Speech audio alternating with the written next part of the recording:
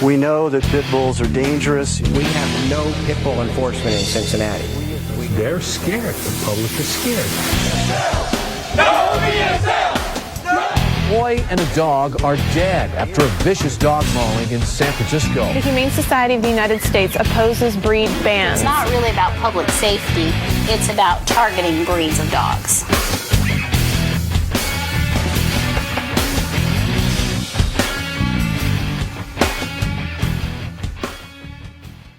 Most Americans believe that these pit bulls are natural-born killers and they can never be trained. What do you know that most people don't? Well, I've been raised around them since I was a little kid, and I can tell you, doing rescue, show, agility, I've never once been bitten by a pit bull. It's all in how they're bred and trained and raised.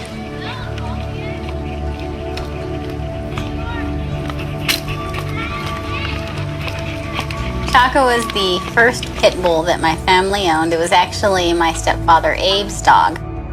And when Abe came to this country, he wanted an American dog, and he wanted the best American dog. And so he asked around, what's the best American dog? And people told him the American Pit Bull Terrier. And he didn't really know what that was. And he said, well, okay, well, what's the best line of the American Pit Bull Terrier? And the people that he were asking at the time said, well, Going Light Barney. I said, okay, well, how can I get a Going Light Barney dog? He got hooked up with the sheriff, took him over to see the litter, and he liked Chaco because Chaco was kind of independent and doing his own thing. And as it turns out, Going Light Barney was a famous fighting dog, and the Going Light line is a fighting line. And at the time, he didn't really know much about it. Chaco was really just a phenomenal dog. It was his first experience with an animal, a dog, in the home being a pet. Because in his country and in his culture, dogs are primarily used for herding and sheep and, things of that sort. I did not want any other kind of dog. I want an American dog. If I'm in America, I want an American dog. I want to see what's American dog. And I looked everywhere until I find American dog. I did not know anything about pit bull, vicious like this. I got the dog and I loved the dog from the beginning, and he stayed with me all the time.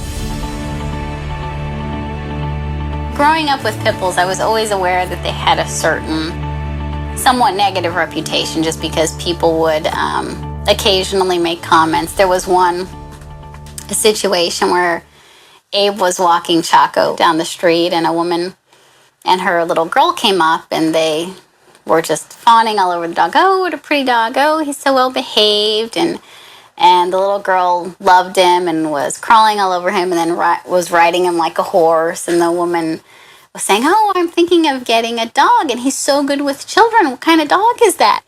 And Abe said, oh, well, he's a pit bull. And she just freaked out, and she grabbed her kid, and she said, I can't believe you let a pit bull around a child, and stormed off. So growing up, I always had an idea that there was breed discrimination. I became really conscious about it, however, when I moved to Texas for grad school. And I walked into the Bryan County shelter in Texas, and I was going to adopt a pit bull. I figured, well, now that I'm out here on my own, I can get my own dog, and I'll rescue one from a shelter. So I walk in, and I asked the lady at the desk, I'm like, oh, so do you have any pit bulls here? And she looks at me and she goes, no, we don't adopt out vicious dogs. And I said, oh, pit bulls aren't vicious. And she goes, why do you want a pit bull? Only drug dealers have pit bulls. And I said, well, I'm not a drug dealer. I'm a PhD student at Texas A&M. And I said, well, what do you do with puppies? Because I couldn't imagine, puppy comes in. How can a puppy be vicious? And she goes, no, we euthanize them. We don't adopt them out. I said, you euthanize puppies? And she said, yeah. And I go, well, if you get a dog in that you're going to euthanize, can you just call me and I can come take a look? And she's like, no, we can't do that. And then she kind of thought about it, and she goes, well, what do you mean, like a rescue? And at the time, I didn't really know what a rescue was. But I was so incensed by that conversation that I went home and I researched pit bull rescues. And I found that there weren't a lot out there. A lot has changed since I founded Chaco in 1996. Obviously, today, hundreds, if not thousands, of pit bull rescues exist across the United States.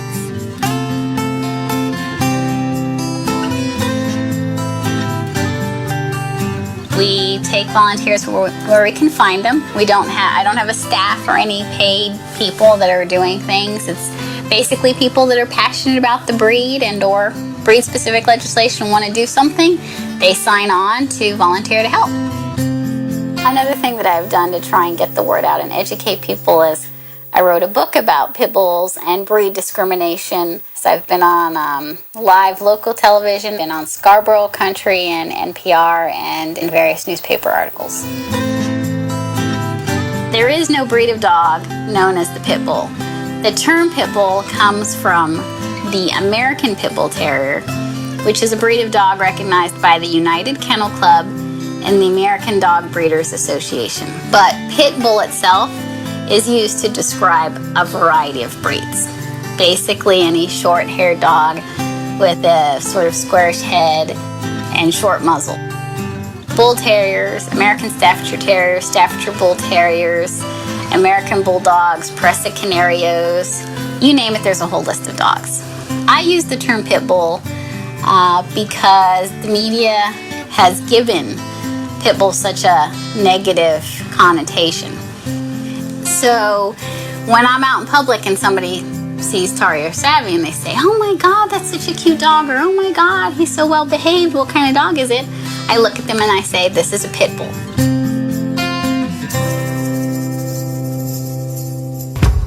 San Francisco has been in a state of shock over the case of 33-year-old Diane Whipple, a college lacrosse coach who was mauled to death by a neighbor's dog in the hallway outside her apartment. A fighting breed known as Presa Canario, or dog of prey, are very popular with drug dealers. After that incident, San Francisco didn't think it had to do anything about dangerous dogs. Those weren't pit bulls, I suppose, so they didn't think that they needed to do anything. But sure enough, the first time they have a fatal pit bull mauling, they decide, we're going to target pit bulls. The law was authored by State Senator Jackie Speer after a pit bull killed a 12-year-old San Francisco boy last summer.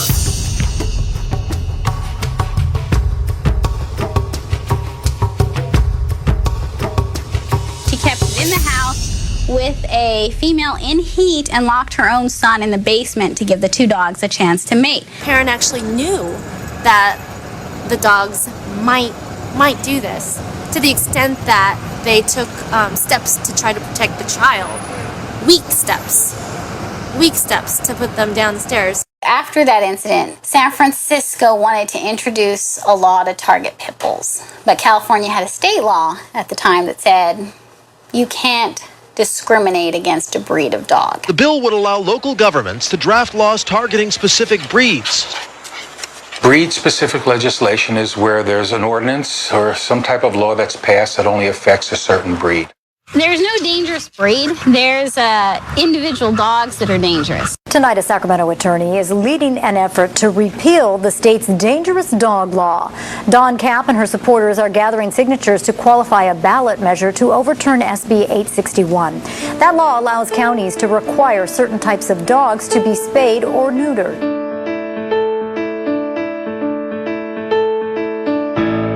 Babish case was horrific, and I just don't think there's a bad dog. I just think there's bad owners. There was something seriously wrong with that situation to allow that to happen.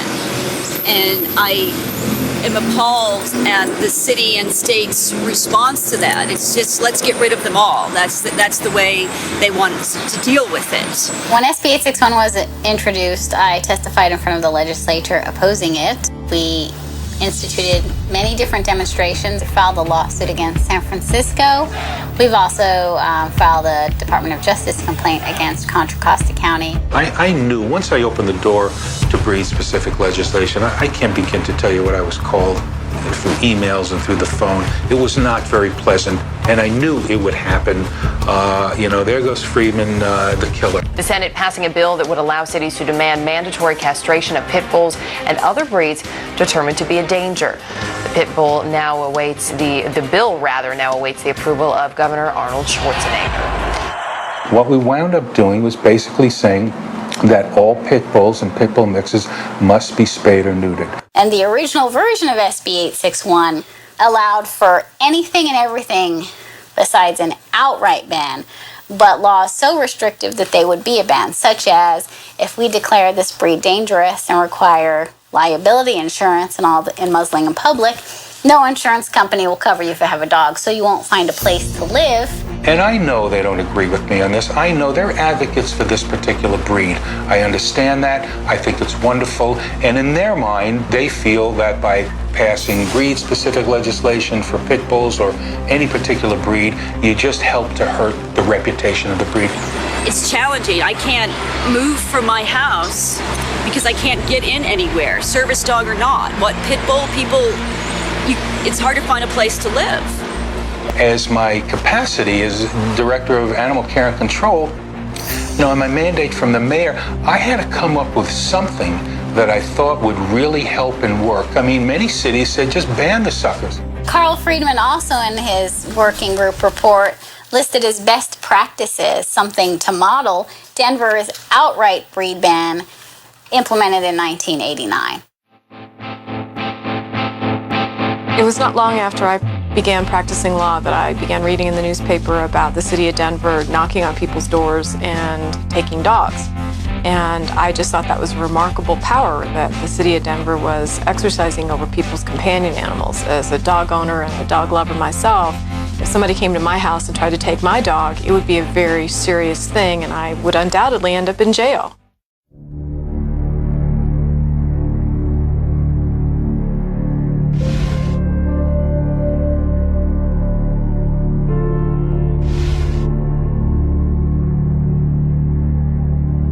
Essentially, we said that the ordinance's police power was irrationally used. The standard for whether the government can interfere with your relationship with your dog is extremely low and forgiving for governments, and it's what's called rational review. Does the city have a rational basis for implementing this ordinance?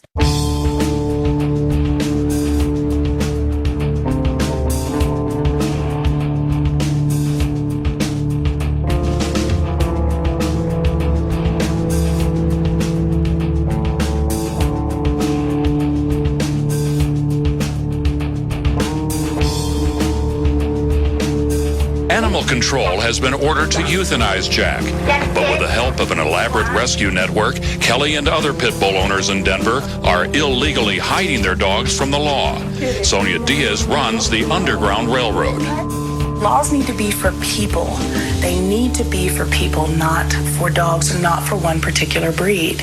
But lawmakers who back Denver's ban on pit bulls disagree. As a result, this 43-acre dog refuge south of the Mile High City has become home to more than 60 pit bulls. Mariah's Promise takes care of the dogs until they are adopted or their owners move out of Denver. I met Karen Breston through Sonia Diaz, contacted them right away once I knew that they were going to euthanize my dog. Murder my dog, in my opinion. Karen really helped fight for this, and she did her best.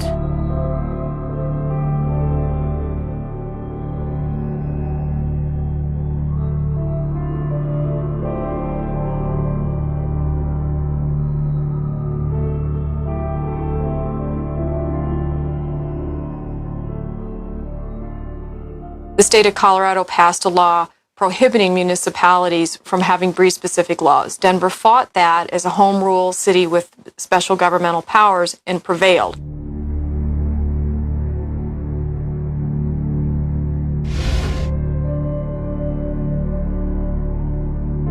Yeah, this is real. Like come May 9th, they're gonna round up your dog and kill them. And honestly, I kind of went through this time of denial, like, wait a second, this is like, the new millennium, a modern city, and in America. Like, they're not gonna just round up your dog and take him. And come to find out, absolutely, that's exactly what they did on May 9th. When the law was reinvoked, they gave a warning in the newspaper that this was your 30-day notice. Not everybody read the warning. Making it slightly worse, as if that isn't bad enough, they went to the people who had tried to get their pit bull type dogs registered. I don't think people believed anything was going to happen either. I think that before you were able to have 30 days to get your dog out of Denver County, you got fined, you had to do the whole thing, but you got your dog out. Not this time. The law went into effect, and they came out and took family pets who had never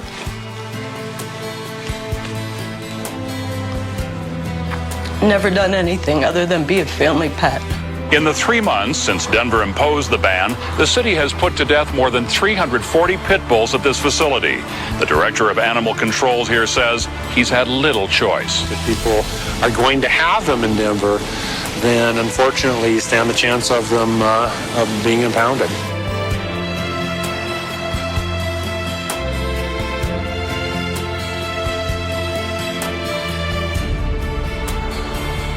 I moved to Denver in May of 1998.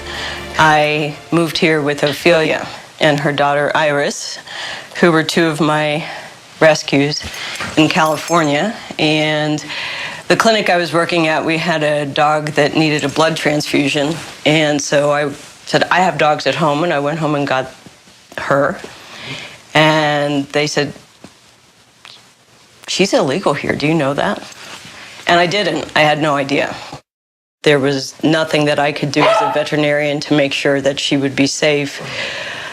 I stopped her walks, and I am not a law-breaking citizen, but she's my family.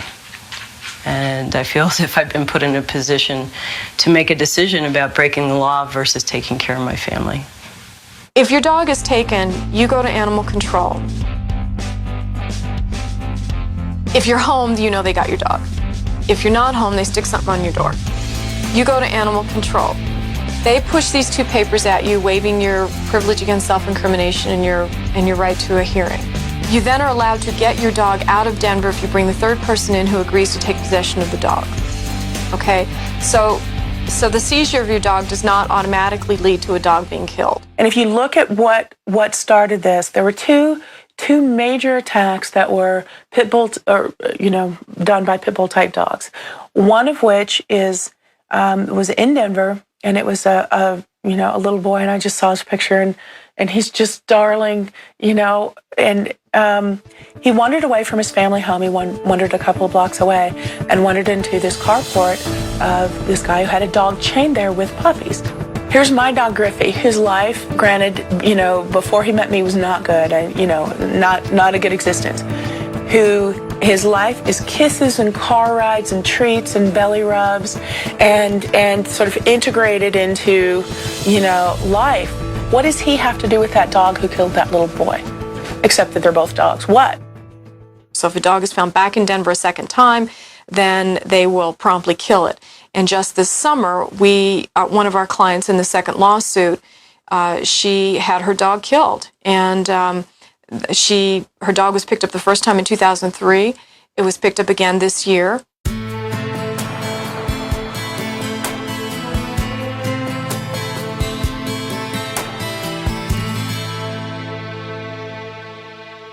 We actually had our house up for about 3 months, but there's no luck with it, so we just took it off. And this was before they'd taken him, I think. Mm-hmm. Oh yeah, for sure. Mm-hmm. Just because we didn't want because it was an always constant stress on my mind, day in and day out.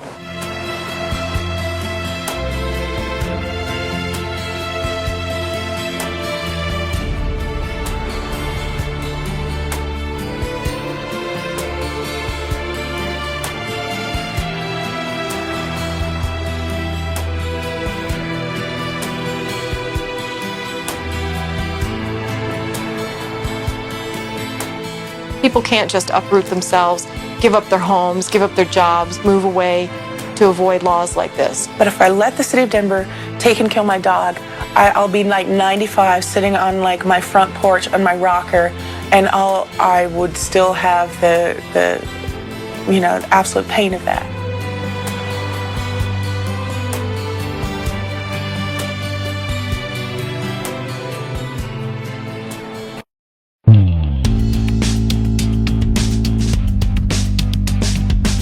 What I'm looking at here is the first ordinance that banned the pit bulls in the city of Cincinnati, which was passed back in 1987. And it's been modified a couple of times since then. And here we are still tackling this issue. What has really gotten under my skin the most about all of these discussions is, in doing my history, this was a law that was put into effect, and we got complaints. People didn't like it. So in the late 90s, council decided they'd be nice and do their typical task force, which I don't always agree with, because they want to please everybody, and you just can't do that. It's impossible to please everybody. They had some of the very same ideas that are being presented today, microchips, registering your dogs, et cetera, et cetera. That didn't work. So finally in 2003, council said, done. Pit bulls are gone. They're banned. In 2003, I had to have her microchip, and she's got a tattoo, a blue tattoo, that's supposed to have the last numbers of her microchip. And then I had to take pictures down, mug shots down at the police station, like a front view and a side view. And they wouldn't let me have kids in it because I had some with kids in it, and they wouldn't take those. And then you had to have insurance and everything like that. And it was like, I remember when I took it down, it said vicious dog, on the thing, and I crossed off the vicious, so they filled out a new one. And I said, she's not vicious, and they said, that doesn't matter. So. This is my dog, Lulu. I've had her since 2002. She came from a no-kill shelter. Luckily for me and for Lulu, I was able to get her grandfathered in. So she is a legally registered pit bull within the city of Cincinnati. In order to do that, I am now registered with the police department as a vicious dog harborer. This is Wrigley, and she is from Stray Rescue in St. Louis. And I got her because I went in looking for a dog under 50 pounds with short hair that was super affectionate, and this is what they gave me. And they were right. We moved to Cincinnati last fall in August, and less than a week before I moved here, I found out that there was a pit bull ban. And I was concerned because she has characteristics that some people might consider she looks like a pit bull or an American Staffordshire Terrier. I have lived here since 1999, and Jim's born and raised between here and Dayton, but my entire adult life I've lived in the inner city of Cincinnati, different neighborhoods. Love our neighborhood. In fact, got a great neighborhood group that we hang out with, and really active in the community, and on our community councils, and pick up trash and dog poop a lot, and do neighborhood cleanups, and love the diversity. As far as their breed, according to their veterinarian, they could be mixed boxers, and oftentimes we're stopped and usually asked what kind of breed they are. I just say mutt. I have no idea. They were both rescues. They were both found on the street. Back in June of 07, I had a Law and Public Safety Committee meeting in the community of Westwood. And at that meeting, the president of the Westwood Community Council came before the committee to express concern of a lack of enforcement of the current law as it exists. We have no pit bull enforcement in Cincinnati. I call the police on pit bulls all the time, and I know nothing's going to happen. I just want the report to get made. Please work on getting that fixed so we can get them off the streets. Let me ask the law department, what is our rule now on the pit bull situation? I thought we had an ordinance. Has that been repealed, or what is the status of that at this point? Turns out that the ordinance was not enforceable, simply because, number one, it referenced the SPCA warden. Well, the dog warden cannot enforce city ordinances. So we also found out that our Cincinnati police could not enforce it in any real significance simply because they were not trained. And so we had to, in fact, take a look at changing the whole ordinance itself. On other matters relating to City Council, I was on their website and actually found a motion made for police officers to be trained to identify pit bulls in order to increase enforcement. Diligently, like they do, for example, in Denver. I sent out a mass email. I copied the motions, attached them, listed American temperament testing, gave the date and time of when the Law and Public Safety Committee would meet, and would hope that it would just be mass emailed. And in return, I got quite a huge response, and I think 12 of us showed up on that day to speak in front of Law Committee about the two motions. The current ordinance singles out this breed as being unlawful to own, keep, possess, control, and harbor in this city. Eliminating a specific breed does not deal with the problem of vicious dogs. But it doesn't matter which breed they are. It just matters what they do. I hope that you will provide the community with constructive legislation that targets the problem, not furthers a negative stereotype that gives good bully breed dogs a bad rap. I would just like you to reconsider this and aim toward the people that are causing the problem and develop harsher penalties so that people that abuse animals can be held more accountable for it. After I spent $1,500 on my purebred Blue American Pit Bull Terrier, when I went to register him, I was informed that he was illegal. I am no longer a resident in the city of Cincinnati. And at that time, back in September of 2007, the motions were tabled and a vicious dog task force was formed. That's where the fight started, again. Anybody in this room or anybody in the city who has a dog that was obtained after 2003 and is a pit bull, it's illegal. And I really have zero sympathy for you.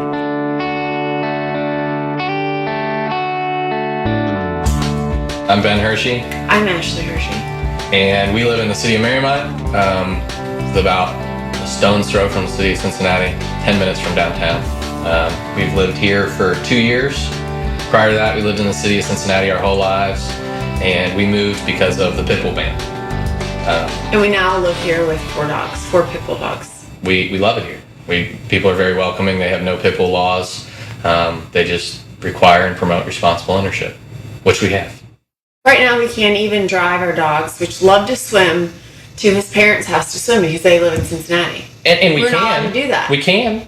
But now that they start increasing all these bans and enforcing them, what's to say I'm not driving down the street and I drive by a police officer and he happens to say, pull your car over?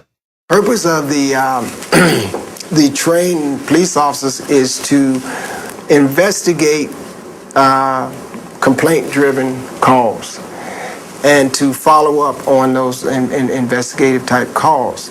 They're not going to be out like the dog warden riding around looking for dogs that are strays and trying to grab them up and all that. That's not their charge. I hope to God that never happens, because I don't know what I would do. I can tell you I'm probably not going to let him take the dog out of my car. The point is, it's illegal. And you can be angry, and you can yell, and you can scream, and you can sit here and laugh, but it's illegal. And all we're asking with this ordinance is to allow police officers to be trained so that they can come to the site and say, pit bull mix, remove the dog.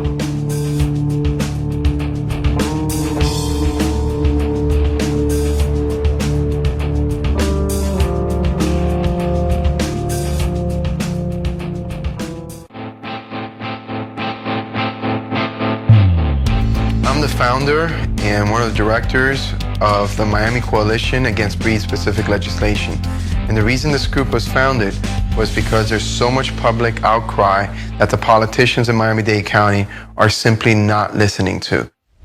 It's called a pit bull ban, and those are the words used in the ordinance, but in fact it's more an ordinance that looks at certain characteristics of a dog similar to a Staffordshire Terrier using a variety of kennel association characteristics. The ordinance itself actually just discriminates the breeds, not based on their temperament or whether they're really a public nuisance or not, just based on their breed. And that's very unfortunate because very many innocent dogs and innocent families have lost their dogs because of this particular ban.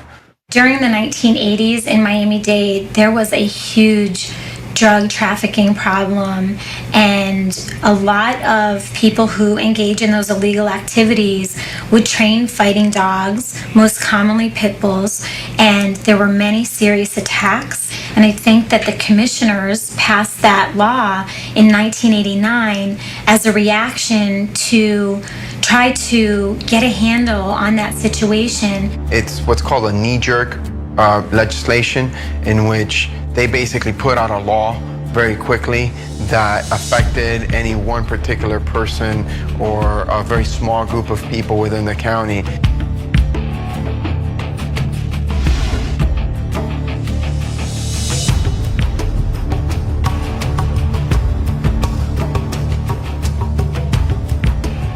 If it wasn't for the sun and water, I'd be out of here. Miami used to be an incredible place. I've always rescued animals since I can remember. I found this pit bull that came across when I was driving. I popped her in the car, and she was in bad shape. She had just had puppies. They threw her out in the street. So I picked her up, took her to my vet, and she was there for 3 days. And I found out that they were illegal in Dade County. I was like very surprised. As most people, I didn't have a freaking clue. So I didn't know what to do with this dog. I knew if I turned it into animal service, they were going to kill it. So I didn't want to do that. I get a frantic phone call. The Miami Beach Police Department confiscated my dog, arrested my friend because she resisted arrest because they were taking the dog. So by the time I got there, the dog was in the doggy police wagon, and she was handcuffed and back with police squad car. They didn't want to give me the dog. But if it wasn't because I did some rescue with them already, the other breeds, I don't think I've ever would have got my dog back. I took the dog back, and I got it out of the county ASAP. Our department, like every other animal control, is complaint driven. And so we would get a complaint about a pit bull, using the slang term, and one of our investigators will go out and they have a checklist of characteristics that they use to determine if the dog is greater than 51% pit, or pit has those pit characteristics. So it's less about a breed and more about those characteristics. If the dog is evaluated and conforms to those characteristics, we give the owners 48 hours to relocate the dogs outside of Dade County and show us proof that the dogs were moved. But they do get an immediate citation, and they have the option to appeal. I've always believed one of the biggest animal cruelties committed is when you take a dog and give it up after it's been with the family for a while. That dog, no matter what, it's traumatized. It will never forget its own family. It would always be sad in a way. And for them to be confiscating good pets because of an asinine ordinance, it's inhumane. If the dog owner is not home, then we would leave a card and ask them to contact us. We're not allowed to enter private property, obviously, so we would need to go back and do the evaluation another day. Just last year, there were about 800 pit bulls killed in Miami-Dade County Animal Services, just in this county.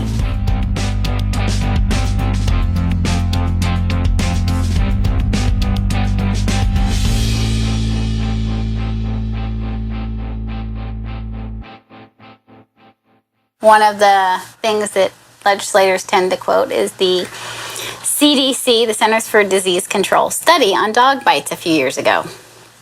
And the CDC is an interesting study because the authors themselves in the CDC say you shouldn't really rely on this report because, one, we grabbed a bunch of our statistics from newspaper articles. So what we're really measuring is what breeds of dogs newspapers choose to report on. And two, they're comparing pit bull type dogs and mixes to a bunch of purebred dogs, single breeds. Statistics, like I said, can always be bent for the purpose of what the agency wants them to see, but you got to take it with a grain of salt. I didn't need to read a CDC report that I got problems with pit bulls. I could tell them.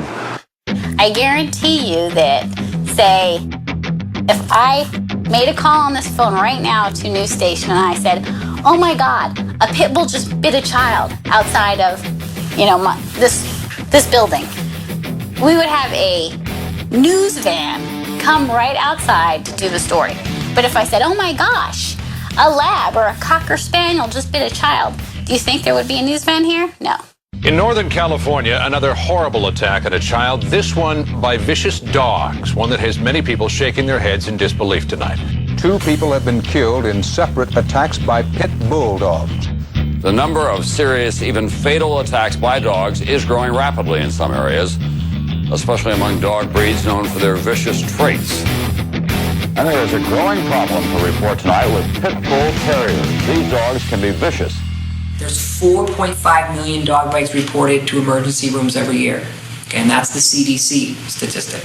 So 300 million Americans, 74 million dogs of all breeds. You have a 0.0002% chance of being bit by a dog. Where's the epidemic? When a pit bull, let's say, mauls somebody or a pit bull bites somebody, chances are you're going to see that on the first or second page of the newspaper and probably on the 5 o'clock news, 6 o'clock news. If another dog bites somebody or a different breed bites somebody, chances are it won't even be reported. That's what professional journalists do. They put things on page 1 of the headlines, and then they move them down the page below the fold, as it is said, or move to an inside page. And all these movements have an influence on how people see stories. Sometimes it has a negative effect.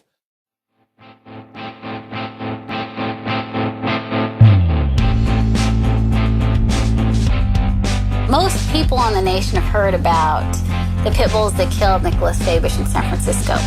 If I ask somebody, which I have on the street when I've been collecting signatures, did you hear about little Caitlin Logal in Colorado that was killed by her family's 2 Siberian Huskies?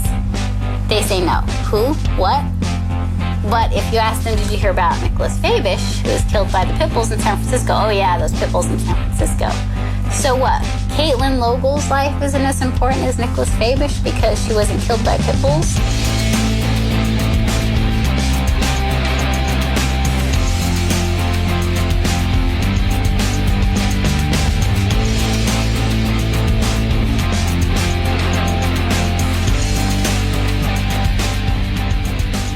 Years ago, my colleague Max McCombs, who teaches at Texas now, but he was here with me, was curious to study the power of the press in setting the agenda, telling us what to think about. So we got together and we studied the 1968 campaign and discovered that the main media, newspapers and television, do seem to tell people what to think about. So it's come to be called the agenda setting function of the press. Our research indicates that if media persistently talk about a topic, that topic becomes important to the audience and more effective by agenda setting in any medium if they know little or nothing about the topic. When I first brought my first pit bull home, Pandora, I was terrified. I had the same ideas about pit bulls that everyone else who had read about them in the newspaper and heard about them on the news had. When he brought him home that day, I was totally against him. I mean, I printed papers off the internet, library books. I did a lot of research for a couple weeks. Start falling more into my own opinion versus the media. When I first heard she had a pit bull, I said, oh my gosh, I'm not coming near there. And a couple of times when I did come in, I just sat there like a stiff poker because I was scared to death any movement she would get me. And I think I attributed that really to what the media had basically taught me about this breed of dog. A lot of what local news is fear. You need to watch tonight because, this is dangerous.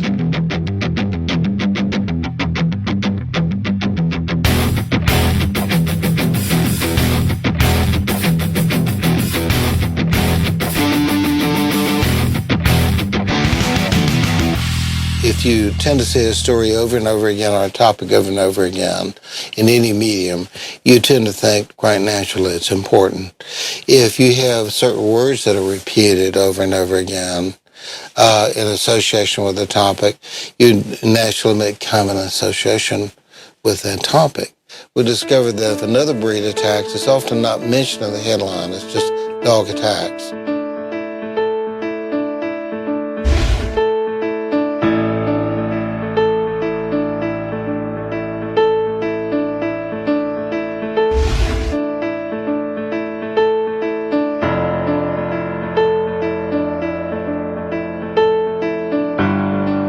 But where pit bulls are involved, it's usually pit bull attacks. So there is an association made there more in the headlines for pit bulls in our little examination of it.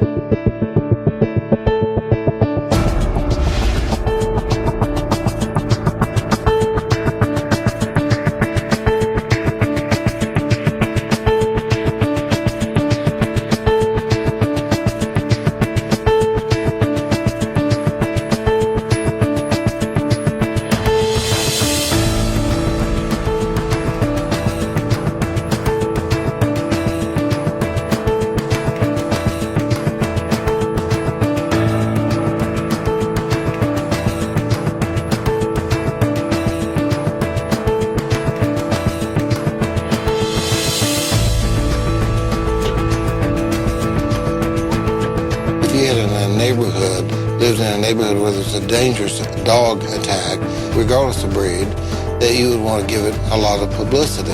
From that point of view, any dog attack would be treated as a public threat. Among the most important readers or users of media are our leaders.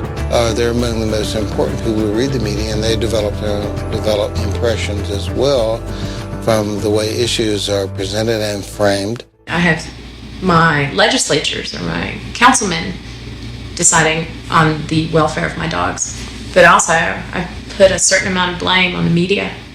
They have contributed to what they think and what they perceive. The city's position is that every pit bull poses a risk to the public. That's a completely ludicrous position, but that's the city's position. For them to say that all pit bulls are born aggressive, that is the stupidest thing I've ever heard of. It's not factual, it's uneducated, and it's biased. Frankly, that general impression is the biggest barrier that all of us trying to fight these laws face. Pit bulls are not born with any more inherent aggression than any other dog. It's a lie, it's a myth, it's something that's been perpetuated through the media and folklore. There's too many broad strokes. You need individual dog behavior assessment. You sit. That's a down. Upset. Okay, get your ball. So what we do is test the dog's temperament. Every breed is judged differently. I know that I've been doing it a long time, and I do a lot of shows, thousands and thousands of dogs, and I've had a lot of pit bulls, and they score very high, very well, very friendly. Today, so far, they've all done excellent, above average score in all of them, and that's usually how they score.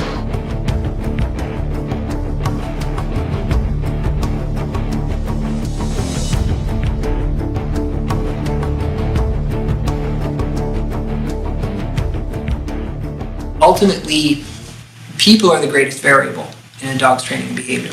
So we want to make sure that we're doing things in a way that keeps the dog sound. You know, I had a dog that had issues, and I needed to resolve these issues. And I didn't want to use choke chains or electric shock. I wanted to do things that were humane.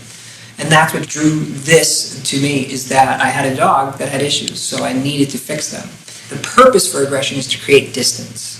So when a dog goes, and they're aggressing, they want that thing, that scary thing to go away.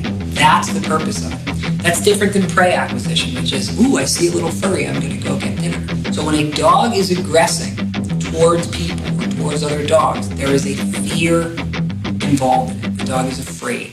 Pit bulls are self-socializers. You know, they want to go up and meet people generally. They're very friendly dogs.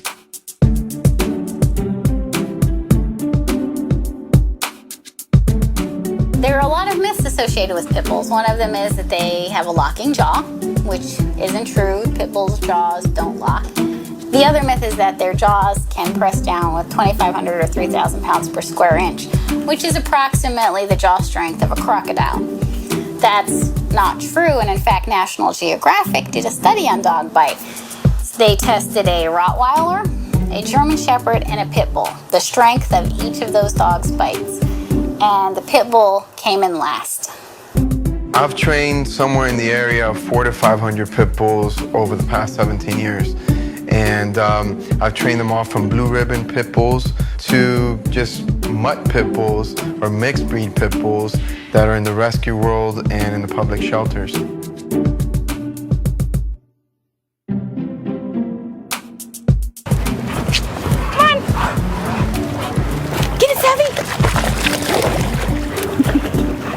Get it from her! Get it, Savvy, get it! Get it, Savvy, get it! Get it! It's a perfect chance! Get it, Savvy! Come on, Savvy, get around! Tug! There are different levels of breed-specific legislation. You could have it at the local level, the state level, or the national level. A county that says we don't want pit bulls in dog parks, or San Francisco that is targeting pit bulls, that's a local ordinance. We're in Centennial Park in Nashville, Tennessee. There's a big sign over there that said pit bull mix or pit bulls or anything that has physical resemblance to a pit bull can't go in. Technically, we shouldn't be in this dog park with Stewie. Stewie, as an American pit bull, isn't allowed in public parks. Many of them are very, very special dogs, yet they're banned from public places. Stewie was actually born deaf. He's very, very gentle, very, very intelligent, and very, very loving. I could be fined for having my dog in here. It makes me very sad to have the dog discriminated against, and even the owner. And so how do you refute whether an animal control officer thinks a dog has a big head or not? Whether the tail is curved or whether it is straight? And so these are very subjective determinations, and how do you refute that? That's a very good question, because that's one of the things that every jurisdiction says, well, how do you know it's a pit bull? And basically, we came up with a checklist. The City and County of San Francisco Department of Animal Care and Control considers a dog to predominantly a pit bull breed, that's American Staffordshire Terrier, American Pit Bull Terrier, or Staffordshire Bull Terrier, if she possesses 5 out of the 8 characteristics. Head. And there's a checkbox you'll see on our checklist. The head is medium length with a broad skull and a very pronounced cheek. Eyes are round to almond shaped and are low in the skull and set pretty far apart. Ears are set high, uncropped ears are short. Neck is heavy in musculature, attached to strong muscular shoulders. Tail is medium length, set low, thick at the base, tapering to a point.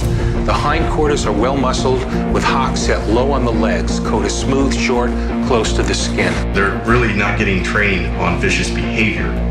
They're getting training on identifying breeds. Dade County takes it even a step further. They had this fictional chart that they came up with, 51%. What they're doing is they're taking the description of UKC of 3 different breeds, Staffies, the Pit Bulls, and they're combining all 3 into one type of breed. If you have a dog that has a big head, a muscular body, and a tail, it could fall under a Pit Bull mix 51%. Kevin O'Connell takes his 4-year-old boxer mix Dexter just about everywhere he goes. But for one business trip, this Thornton resident dropped off Dexter with a friend in Denver. Records show an animal control officer saw the dog in the backyard, suspected he was a pit bull, and took him to the pound. O'Connell set about proving the city wrong. He had an AKC and a UKC judge evaluate his pet. And they said he's not a pit bull. This verdict shows that Denver cannot enforce its pit bull ban. They do not have qualified experts in order to enforce this ban and determine the breeds of the dogs.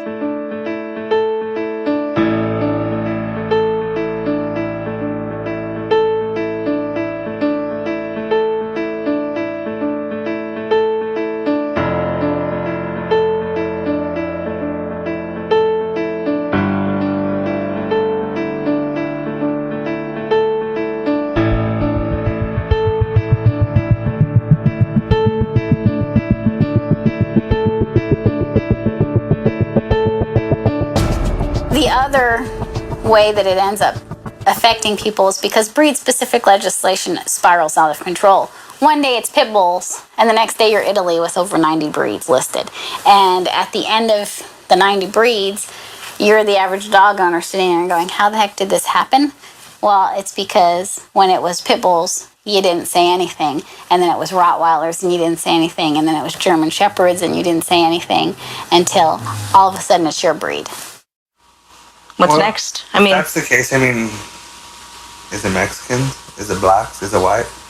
I mean, that's the same. There's no difference.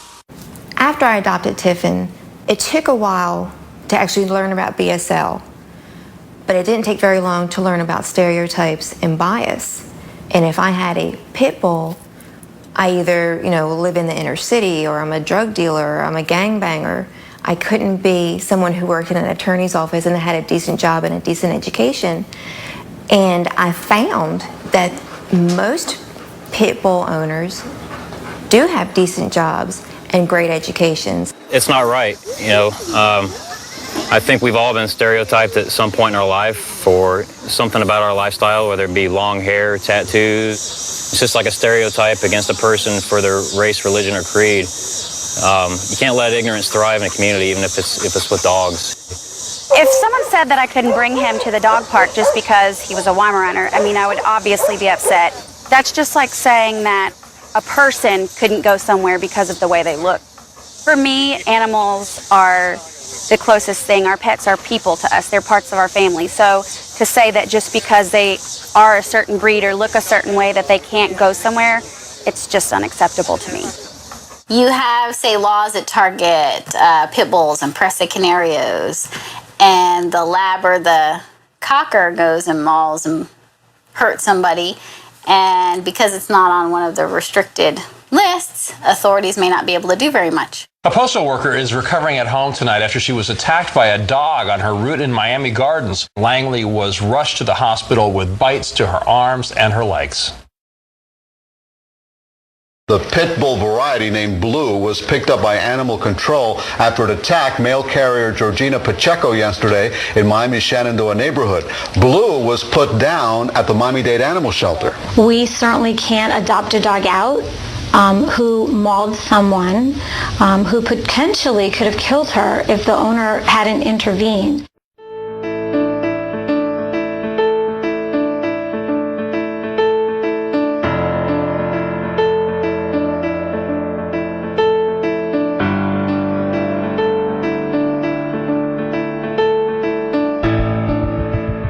So it's not really about public safety, it's about targeting breeds of dogs. Fox 4 News at 10. So look now at that horrible dog attack in Cape Coral. A 2-year-old boy killed by the family pet. It happened at the 200 block of Southeast 45th Terrace in the Cape.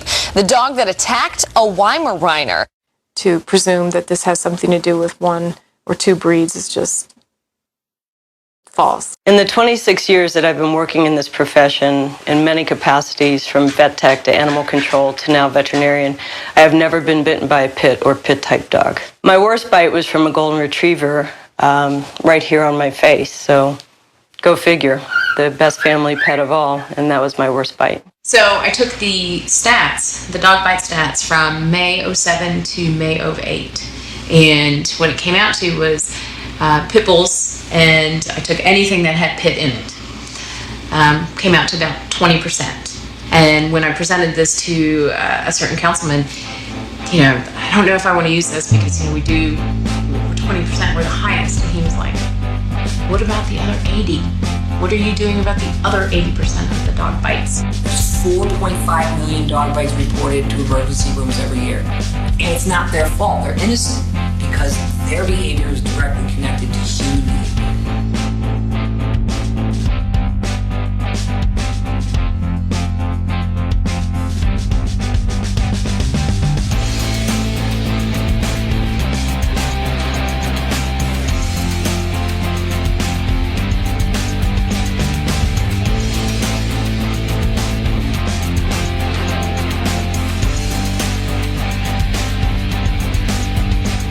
Turning now to other news, football star Michael Vick began paying the price today for his role in a dogfighting conspiracy. After Vick signed a plea agreement, the NFL suspended him indefinitely without pay. Dogfighting fuels breed-specific legislation and breed bans. Irresponsible owners are really the problem here, and irresponsible owners are dogfighters. Vick admits he was involved in the killing of 6 to 8 dogs, which didn't perform well in test fights. You cannot train a dog to fight. You can't. They either have it or they don't. When you look at dog fighting and you look at two dogs fighting, you're looking at two very rare dogs. That's the exception. This is why Michael Vick was killing so many dogs, because they didn't want to fight. The dogs, pit bulls, were killed, quote, by various methods, including hanging and drowning. The majority of the breed bans or the breed regulating laws that come up are because of that very small minority of bad dog owners. The irresponsible dog owners are still fighting pit bulls, still in Miami-Dade County, but there's no particular task force set aside for that. If just the resources for the ban were used on a task force to be able to find the irresponsible dog owners, then innocent dogs would not have to die and innocent dogs would not have to suffer. They have one full-time investigator on pit bulls only, not that the other ones aren't picking them up either. $30,000 is this investigator's annual salary. $30,000 wasted picking up good dogs and killing them. Put the $30,000 on dogfight. It's my understanding that before the pit bull ban, that dogfighting was very prevalent and out in the open. The dogs were just staked in the back of yards, and people would come and go freely and bet on these dog fights. Since the ban, or at least in the last 3.5 years, we haven't been able to bust those dogfighting rings because they're underground. And when you get a tip and the dog fighters figure that out, they just move. There are citizens living in the city of Cincinnati who profit from this particular venture, who do the training and all of these things, and hopefully with a ban on it, it would discourage individuals from wanting to conduct that kind of business here in the city. In March of 2007, there was a dogfighting ring that was busted, Operation Bite Back. 19 people were arrested in Hamilton County. I looked up each individual conviction. 14 of those 19 people were convicted of 200 hours of community service. All of them were convicted on charges of dogfighting, which is a felony in Ohio. Come on, go, Magpie! Why not dogfight? If you get pretty much 20 hours a week, 5 weeks is your penalty. The fact that they're made illegal makes them exotic and appealing to certain types of people as well, and that adds, unfortunately, a negative aspect. When you make a dog illegal, you increase its desirability exponentially. Go get the two-legged animals on the other end of the leash and stop picking on the four-legged ones.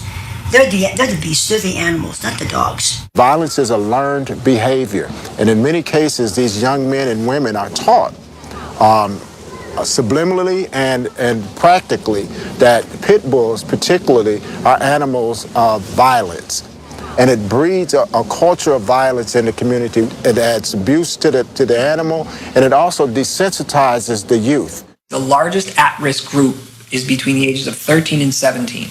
Those are the most at risk for getting involved in this. So get into the schools, get to the kids, and let them know that this is not the way to go.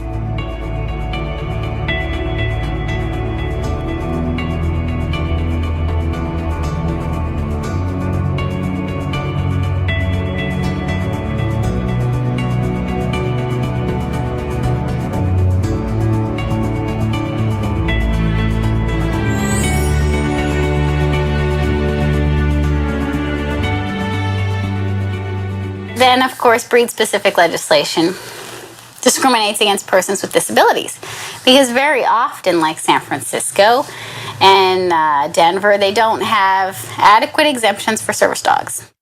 My name's Glenn W. Belcher. I served in the first Desert Storm in the United States Army. I live in the city of Denver, and I have a service dog that is on the banned breed list. He's an American Pit Bull Terrier. And so I went down to register him, and they had the paperwork signed. They were going to register him as a service dog until they looked at the breed. And then they told me no. Yeah, if a dog is a true service animal as defined by ADA, it can be licensed, and in most cases that license is free. He told me that there was no way that he was going to register Sky. First he asked me, which is against the law, he asked me what my disability was. We need to see some type of documentation. We don't want to know what type of affliction that the person has, but some type of documentation that the dog is a bona fide service animal. It can be anywhere from a letter from a doctor to some organizations have cards or a certification process that they use. In order for a person to have rights under the Americans with Disabilities Act, they don't need to get a formal certificate to show that they have a disability. It's mainly because many people don't have access to health care or a provider that will give them a certificate. So often people are not diagnosed, but they do in fact have disabilities. Here in California, and I think probably the rest of the country, all one person has to say is, "This is my service dog." They don't need to get any blessing from me. They don't need to get a paper from me. They don't need to get a special tag from me. All they have to do is say it's their service dog. If we have a question about whether something falls under the service animal category, then we just work with the city attorney's office. Mr. Kelly informed me that if I was not deaf or blind, I was not disabled. And that if I wanted to keep the dog to move out of Denver into a suburb, or get rid of the dog and stay in Denver, or get legal representation, I took his third line of advice. I had neuropathy issues. Neuropathy is numbness and tingling of the legs and arms. So sometimes I can't pick things up or hold things. He carries my wallet for me. He carries my car keys for me. I also have night terrors, and I can tell how bad the night was by how close he's sleeping to me. I should not have to move. I fought for my country. I fought to defend its freedoms and liberties. This is my freedom and my liberty. If I can fight for my country's, I can fight for mine, and I can fight for my dog.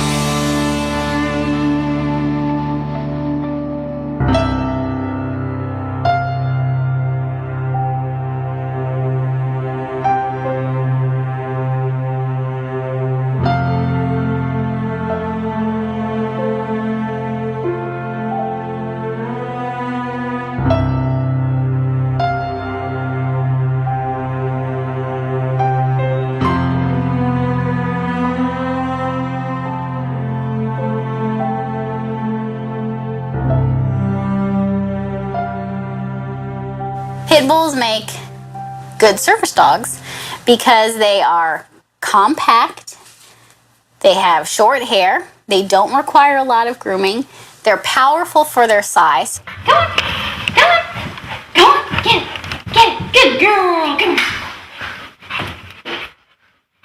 San Francisco requires that all pit bulls within the city be spayed or neutered, with very small exceptions. So if you have a pit bull service dog, you'll have to have that dog spayed or neutered. What that means is that if you rely on that dog, you're going to be without that dog for up to 2 weeks. We can work around that and make sure that they have the access that they need from that dog, or another dog, or something. And you may lose that dog permanently because the dog has to go under anesthesia and surgery and it could die. Unfortunately, infringing upon some people's rights, for whatever it might be, for the better good of all, is what we do in this country. That's what we do in the civilized world. San Francisco is one of the most liberal and progressive cities supposedly in the United States of America, and it should be protecting and encouraging persons with disabilities to fully function in society. And instead of protecting the rights of persons with disabilities and honoring the Americans with Disabilities Act, it is so important for San Francisco to target pit bulls that it is willing to discriminate against persons with disabilities.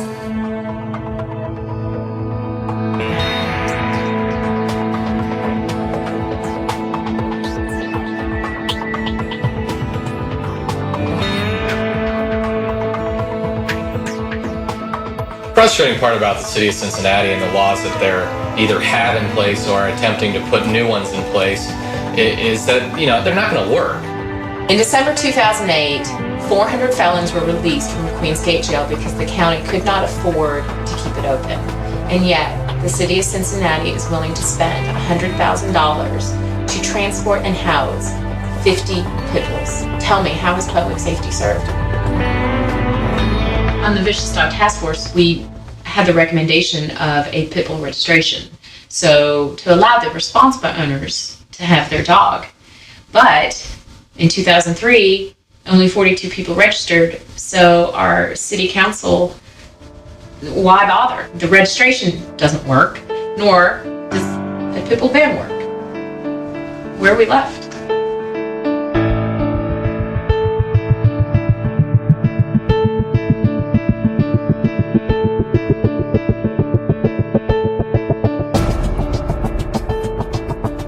It's frustrating because when we've tried to change things and gone to work with politicians, what seems to happen is they're more interested in doing things that will help them politically or are politically motivated rather than finding out what the facts are.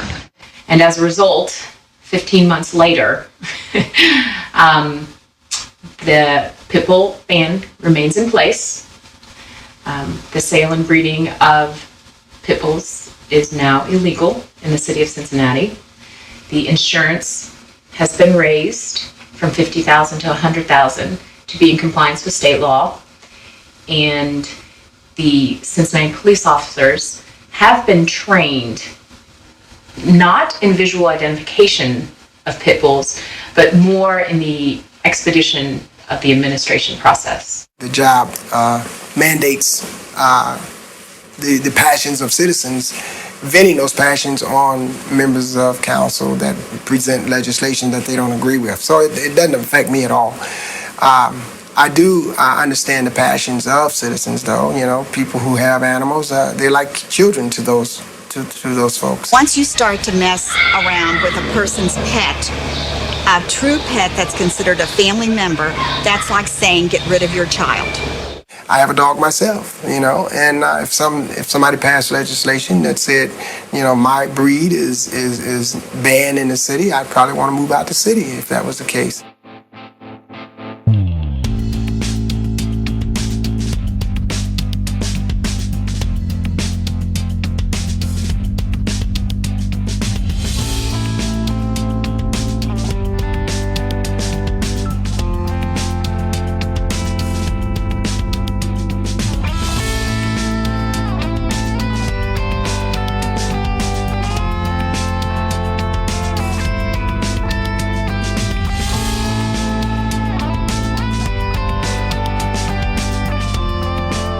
City council members who make our decisions of whether what kind of dog I get to own or rescue, for that matter.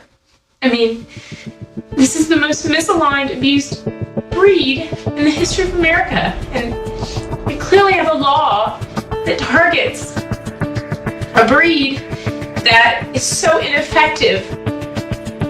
Why?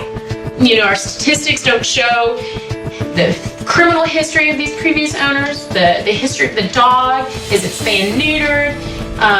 The environment, was it tethered? Was it chained? None of that is taken into consideration, when in fact, it is the most important part of the statistic. Imagine if you could never get away from the 5 feet that you lived in. Okay, so just for a moment as a human, imagine if you were chained to something and you could never move. Okay, now, look at it from a dog's perspective. That is stressful. If you see people constantly going back and forth and you never get to greet them, and when you are in the presence of people, you're probably not being treated all that well, you're being ignored, you might be being beaten or yelled at. Most of the time, the media never looks at this as what is the human doing? What is the socialization history of this dog? What is the training this dog is receiving? And it's usually a perfect storm when this happens.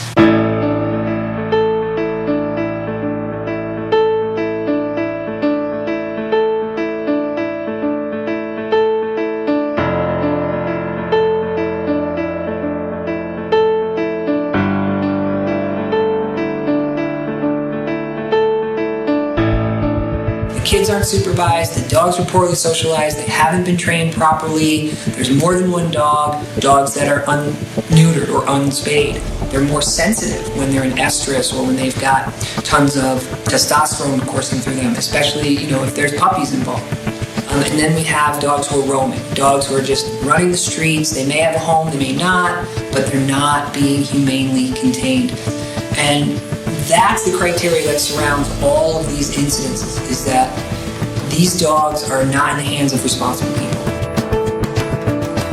Is the owner a criminal? Should they even have a dog in the first place? A criminal who could care less. He feels that that's just property to make him money, to shield his drugs. If you take their dog, they're just going to get another one. It doesn't matter. Their dog's not part of the family. So to really protect children, we have to stop people from breeding dangerous dogs, selling dangerous dogs, and being irresponsible owners and letting dogs that they know are dangerous, no matter what the breed, running free out in public. In 20 years, no one had challenged a pit bull confiscation. We did, and we won. So the proceedings during this hearing basically concluded that this dog was not a pit bull. There were different factors that I was able to show, from flaps around the skin to an incredibly large size on the dog, to the fact that the nose on the dog did not conform to their pit bull standards. And all of that, coupled with their antiquated standards and illegal use of their standards within the ordinance, also contributed to us being able to be successful. The majority of the pit bulls that go through Miami-Dade County are adoptable. I see many of them day in, day out. The majority of them are adoptable. Unfortunately, they're kept in an area called West Wing, which the general public is not allowed in because the law says that they cannot be adopted in Miami-Dade County. So many of them end up getting put down. Many good families pass them right by, and unfortunately they don't get adopted just because they were born a pit bull. There are rescue groups that we work with, and right now we have over 50 approved rescue partners, and there are some of those groups that do want to take and transfer pit bulls out of the county. So they get this automatic email, and I'm sure that there's pit bulls on here right now, so and it might say, I need to live outside of Dade County. I know most of the people over there pretty well, and I would say 95% of them, including the director, Sarah Pisano, does not want this banned. They know that pit bulls are not a dangerous breed. But unfortunately, they're under so much political pressure that they have no other alternative but to continue this madness of killing. What we're looking to do is show enough proof in the unjust hearings that are currently happening and have been happening for so many years in Miami-Dade County, and we want to bring them, the county, to a real court of law.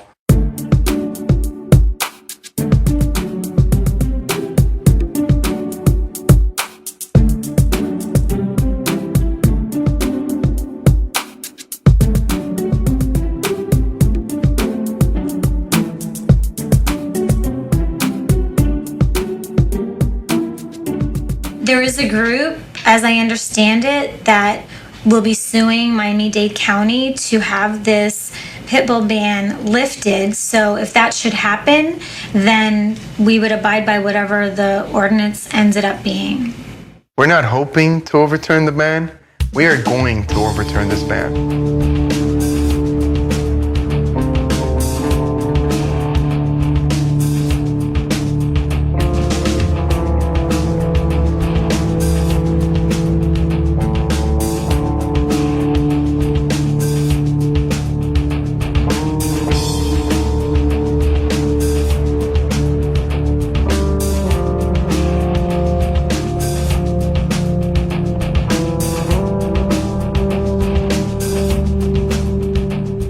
So eventually I ended up selling my loft like a good 9 months after I put it on the market, and we got to move out of town, and it was amazing because immediately, you move out of town, it's like, I can just be normal. I can walk my dog like other people do, and there's a little bit of breathing room, but so much of the damage was done on everything leading up to that, and just financially, friend-wise, everything else, every sort of facet of my life was just like wrecked.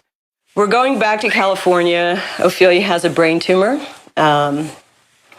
She's not herself anymore, and she's going to go back home from where she came and live out the rest of her life with some freedom and walking and having the kind of life that every dog should have. We felt like bringing a lot of evidence to bear about the lack of scientific basis for these laws, and in fact the lack of rationality for these laws, that we would take a shot at getting this law declared unconstitutional. The lawsuit was dismissed on a motion to dismiss before we had the opportunity to present evidence to a court, and it is now on appeal before the 10th Circuit Court of Appeals. We have a separate lawsuit pending right now challenging the procedures that the city uses in implementing the ordinance.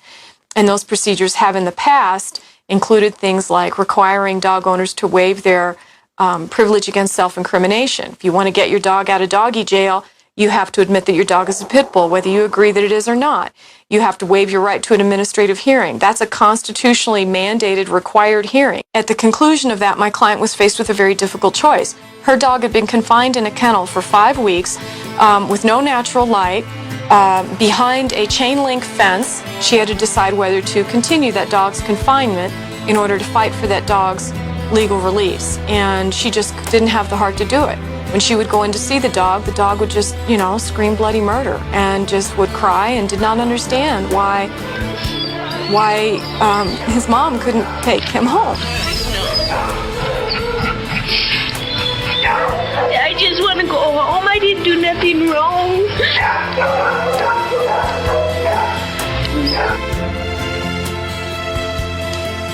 When it came time to make the decision about should she keep fighting or should she let Coco go, she decided that it wasn't fair to Coco to stay confined any longer. And so she agreed that she would no longer try to fight this legally. And I couldn't give her much in the way of encouragement about the possible positive outcome of a continued legal battle. And on that basis, we gave up the fight. And she retrieved her dog in a plastic garbage bag from animal control. And I'm sure when they walked him down his last little walk that he was happy as can be.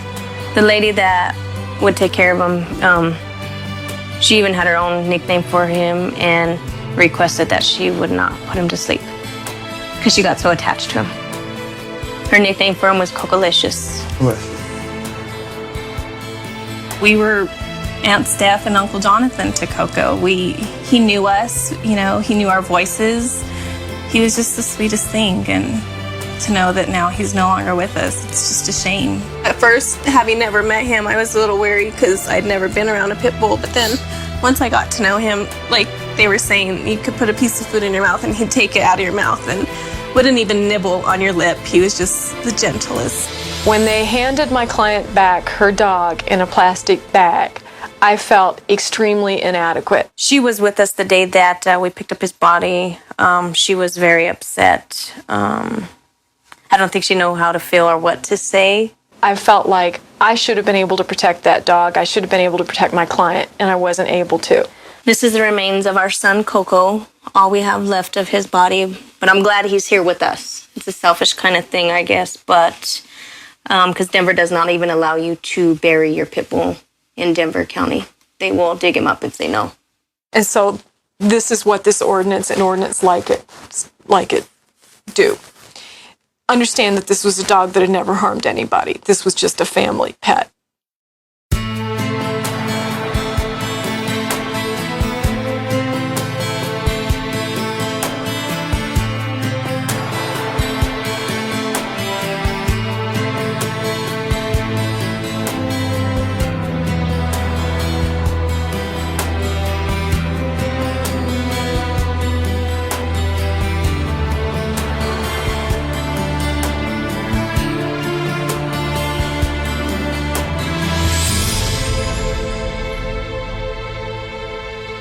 There was an incident, I want to say Puerto Rico, about a year ago, where they were tossing stray dogs off the bridge. If people were offended by that, they should be offended by a law like this, because it operates with that same kind of indiscriminate cruelty and stupidity. To city officials, perhaps, these are just dogs whose lives are meaningless and unimportant. People who love animals should be offended by that, because that sensibility is exactly what prompted the officials in Puerto Rico to toss the dogs off of the bridge. Now, Denver doesn't toss dogs off of bridges. They take them back into a room somewhere, I presume, and they stick them with a needle, and the dog dies just the same. And the bodies are heaped into a pile, and they're carted off somewhere, and they're incinerated.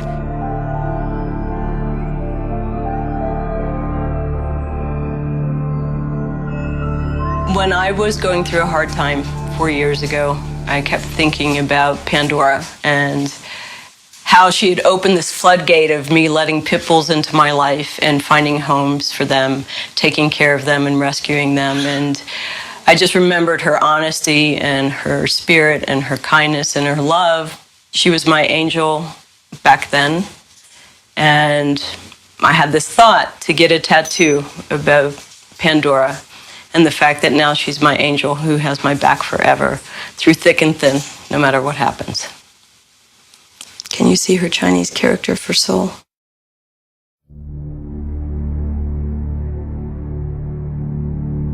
There are thousands of pit bulls out there that need loving homes. Wonderful dogs that have done nothing wrong. Whenever you're thinking of adopting a dog, you should be looking at the individual dog. Temperament testing it. Is it a dog that fits with your family? Because some people are very active, go jogging, hiking, and some people are couch potatoes. So look for a dog that matches your lifestyle.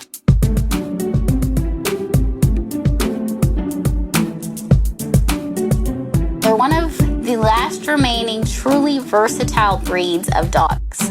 Being that they are a mixture of bull and terrier breed, they tend to have the right amount of drive. They like to work, they like to please, or they're content to curl up beside you. They usually, by and large, love to work. They love to work. They like a job, whether it's doing training, doing agility, doing farm work. These dogs are built to work alongside humans.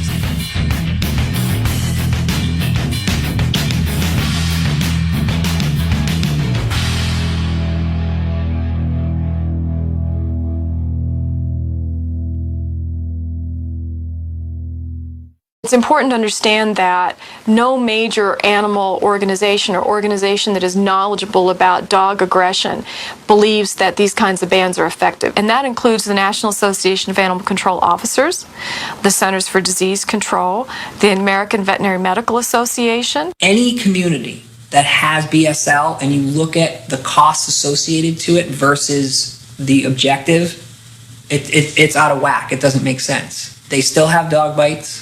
They haven't gone up or down. They've pretty much stayed the same. The population of the breeds they're trying to ban are still holding steady. And for what? For more costs? You could take a fraction of the money it costs to have a breed ban and you could educate the entire community, dog owners and non-dog owners, so that everybody is educated about dog behavior. And this is a dog that was deemed unadoptable. They said he couldn't be adopted. Because they didn't understand, huh? Sit. Educate, don't legislate. Our lawsuit against San Francisco on fighting breed-specific legislation all across the United States we're trying to stop laws that result in the slaughter of millions of innocent dogs that haven't done anything wrong other than be born with the wrong look. And I think of Chaco. What if Chaco, something had happened to Chaco and he was sitting in a shelter cell and walked that long walk down to be killed, and his last few days on earth were scared and alone, wondering why his family didn't want him anymore. And I can't imagine Chaco in that situation, knowing what an incredible dog he was, and thinking of other dogs like Chaco. Beyond that, we're protecting people's rights. Every cultural norm, every legal norm that gets overturned, there's an awful lot of sort of banging your head against a wall or flinging your body against a wall. And it's a painful struggle, and you suffer in a lot of ways because you know in your heart you're fighting the right battle. You know it's an important battle. You know it's a moral battle. But you have judges who write unkind things, and you have city officials who say unkind things, and you have reporters who say unkind things. And they're unkind in the sense that they denigrate the struggle.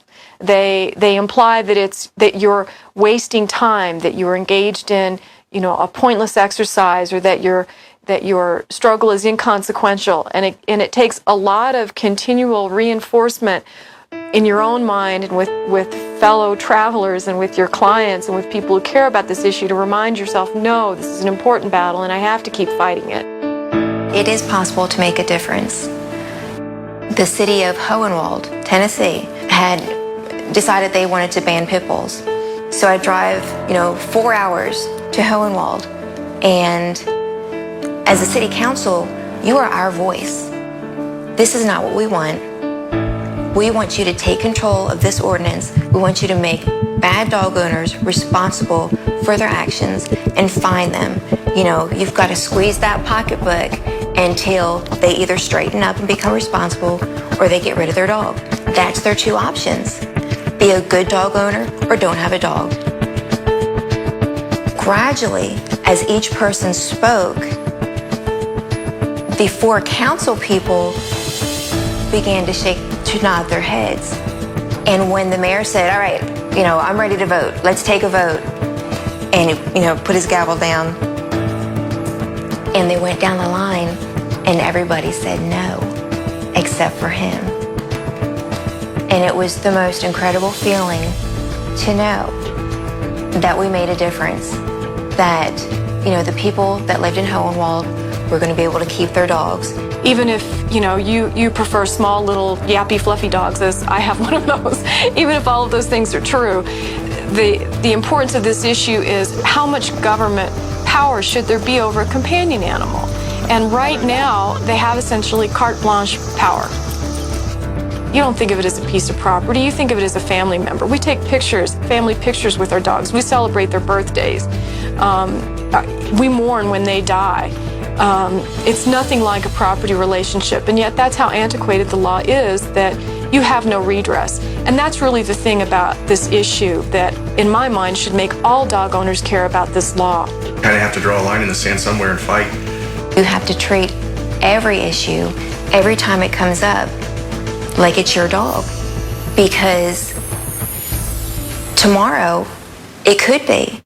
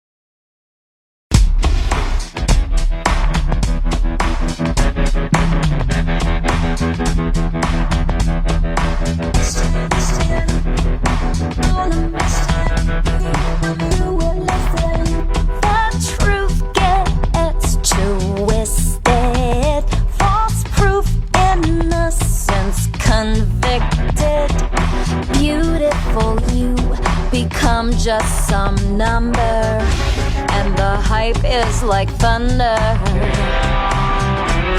But we won't sit by and be silent. We're taking this on. We will be strong for you. We're gonna right this wrong for you. We won't back down.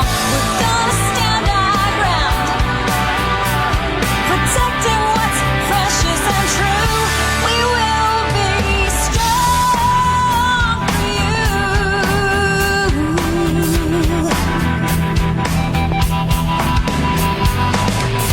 Powers that be insisted one with your features is unfit. Blameless you become the hunted.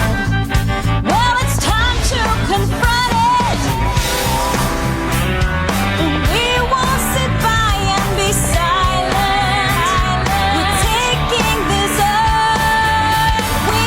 I want to thank everybody for coming today. This is a great opportunity for Austin to showcase responsible pit bull ownership, and look how many people are on our side to do that.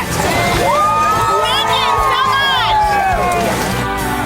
Protecting what's precious and true. We will be strong for you.